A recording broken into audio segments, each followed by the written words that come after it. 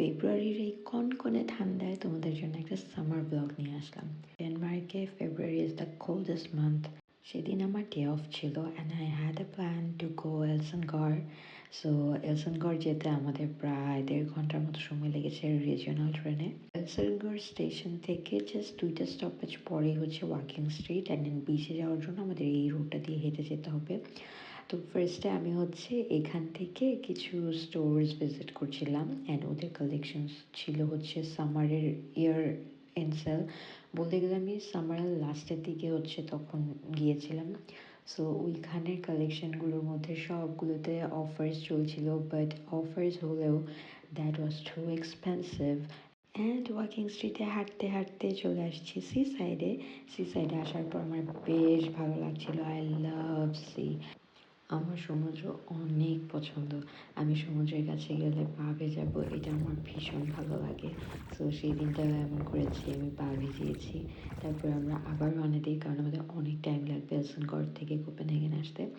দেন চলতি পথে যে এত সুন্দর সুন্দর গোলাপ ছিল, অনেক ভালো লাগছিল এত সুন্দর গোলাপ রাস্তায় দেখে। ফুল আমার ছোটোবেলা থেকে ভীষণ পছন্দ। আমি জানি অনেকেরই পছন্দ, বাট ফুল ভালোবাসে না এমন মানুষ মনে হয় খুব কমই আছে। আর যেতে যেতে সন্ধ্যা হয়ে যায়। দেন পরের দিন আমার একটা পার্সেল আসে বাংলাদেশ থেকে। আমি অনলাইনে কিছু গজ কাপড়, তারপর আম্মুকে কিছু পুরনো শাড়ি পাঠাতে বলেছিলাম।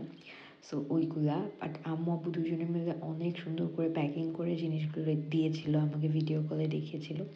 বাট পার্সেলের ওখানে নেওয়ার পর ওরা জাস্ট প্যাকেট ট্যাকেট সব খুলে নর্মালি একটা কার্ডবোর্ড বক্সের মধ্যে এভাবে করে পার্সেলটা দিয়ে দেয়। আমি যেহেতু দেশ থেকে আসার সময় একা এসেছিলাম, সো আমি অনেক বেশি কাপড় চোপড় নিয়ে আসি নাই, অ্যান্ড গজ কাপড় তো নিয়ে আসি নাই। আমি যেহেতু ড্রেস মেকিংয়ের ভিডিওগুলো বানাই, সো আমার গজ কাপড় লাগে। অ্যান্ড কিছু কারণে আমি হচ্ছে শাড়িও আনিয়েছিলাম।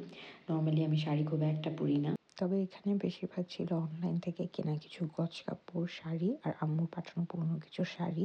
এটাকে এমনভাবে ওরা র্যাপ করেছে যে মানে প্যাকেটটা এত টাইট হয়ে গেছে আমি খুলতেই পারছিলাম না, এজন্য হাত দিয়ে টেনে ছিঁড়ে আমি থেকে বের করছিলাম এইভাবে। আর কিছু ড্রেসের ম্যাটেরিয়ালস তোমরা আগে দেখে ফেলেছো হয়তো বা, কারণ এটা সামারের ভিডিও আমার। পার্সেলটার জন্য আমি অনেক দিন ওয়েট করেছি, আসছিলই না। বাট যেদিন আসছে সেদিন বাসায় কেউ ছিল না। তো এই ছিল আমার পার্সেলের মধ্যে শাড়ি, কাপড়, গজ কাপড়, এই জিনিসগুলো আমি বেশিরভাগ আনিয়েছিলাম, আর তেমন কোনো কিছু আনিনি। আর এটা ছিল একদম সন্ধ্যাবেলার একটা ভিডিও। আজকে এই পর্যন্তই, বাই।